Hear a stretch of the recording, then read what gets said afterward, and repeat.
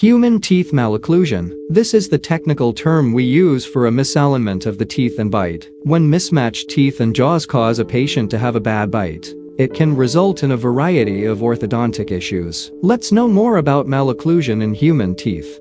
Normal bite. In a normal bite, the teeth mesh together very well. The upper side teeth are positioned a half tooth behind the lower side teeth, so that they lock together. The upper front teeth overlap with the lower teeth slightly to provide the incising action required for biting food. Overbite. While it's not unusual to have a bit of an overlap of the lower front teeth, an increased overbite can cause problems like your front teeth biting down onto your gums, or your lower front teeth biting into the roof of your mouth. Underbite. If you have lower front teeth that are positioned much further forward than the upper front teeth, it will result in an underbite. This may also be referred to as an anterior crossbite.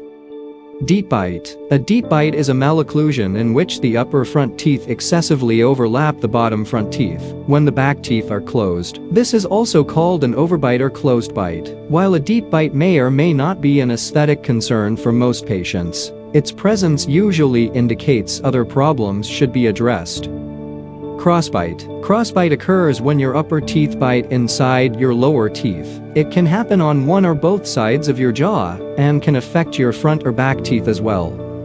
Excessive spacing. More commonly known as gap teeth. This is another term for the space that exists between two adjacent teeth. It's seen most often with the front two teeth. Crowding. Crowding is an extremely common orthodontic condition. It's often the biggest reason for adults seeking orthodontic treatment. Overcrowding is generally due to a lack of space, resulting in teeth that are crooked and overlap.